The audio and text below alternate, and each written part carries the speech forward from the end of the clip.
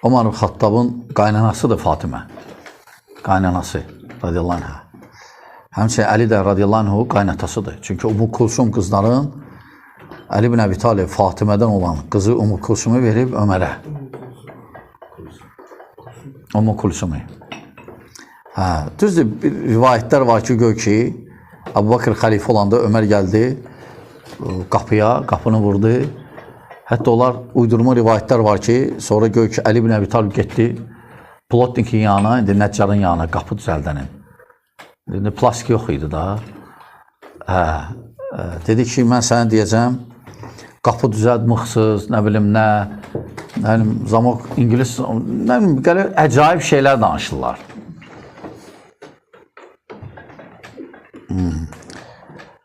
Belə hadisə təbii ki, olmayıb. Yəni, olsaydı birinci Əli ibn Əbi Talib vurardı Öməri. Vurardı, qoymazdı, necə? Əli ibn Əbi Talib oturub. Birinci qəribədir ki, qadın gedir qapını açmağa. Eğer qapı var idisə. Qadın gedilməz, bizdə də məsələn görsən, bizdə də görsən ki, bizdə də adətdir ki, kişi çıxır qapıya. İndi birdən tənbəllikdən, daha bilir ki, kimsə qohumdur zaten, amma belə məsələn kişi çıxır həmişə. Birinci özdə Fatimə radiyallahu anhə. Hansı sünnəti qoyur? Bəli. Ona görə bu artıq düz gəlmir.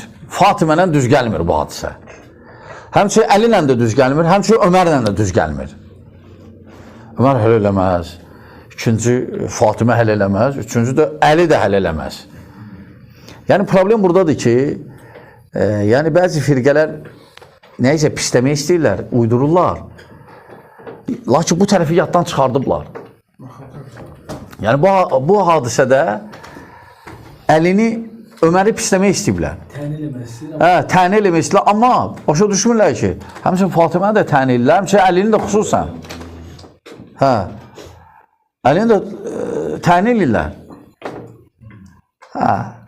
Ona görə belə nağıllar damısı. Öz alimlərindən də inkar edənlər. Aydındır, indi Minbir gecənin nağılları var da. Minbir gecənin nağıllarıdır, vəssalam. Bəli.